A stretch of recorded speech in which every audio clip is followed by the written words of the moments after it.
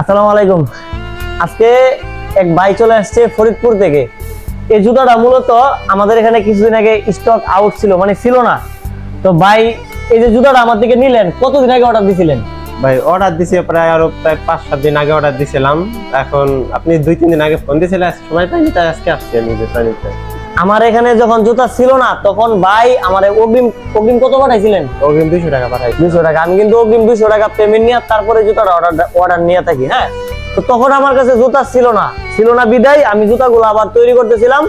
তো ভাইয়ের এখান থেকে অগ্রিম অর্ডার নিয়ে জুতাটা বানাইছি, কিন্তু দুর্ভাগ্যবশত ভাই কত নাম্বার অর্ডার দিয়েছিলেন? 44 নাম্বার অর্ডার দিছি। এখন করছেন কত? 42 নাম্বার।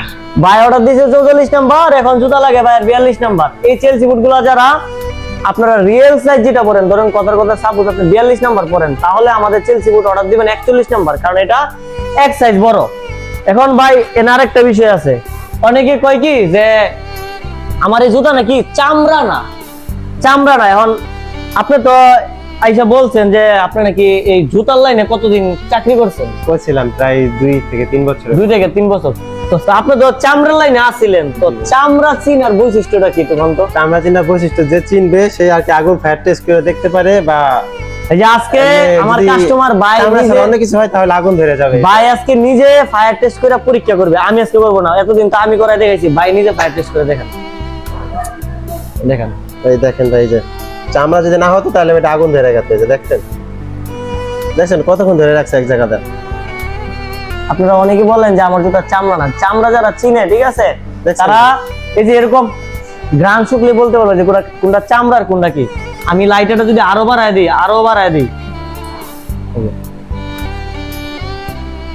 মানে এটা পুরার কোনো চান্স থাকবে না। এটা হচ্ছে চামড়ার বৈশিষ্ট্য।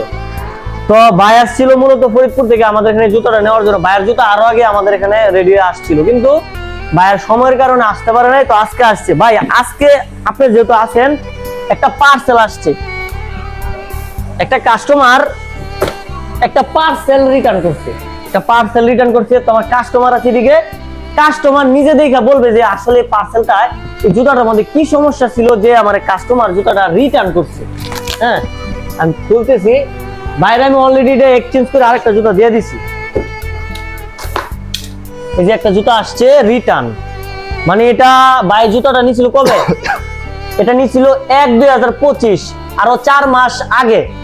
হ্যাঁ, এই যে জুতাটা এটা নিছিল। আচ্ছা ভাই, আপনি একটু মনোযোগ সহকারে জুতাটা একটু বাইরে একটু হেল্প করেন যে এখানে কোন জায়গায় সমস্যাটা আছে, আমার কাস্টমার জুতাটা রিটার্ন করছে।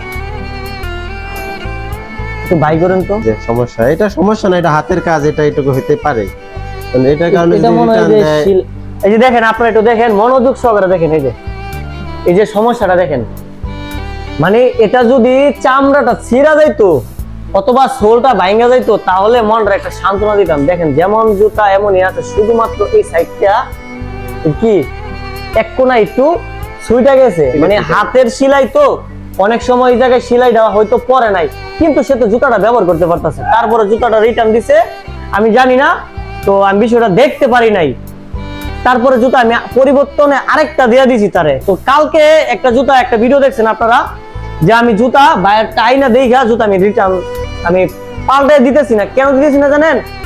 এই যে এর জন্য।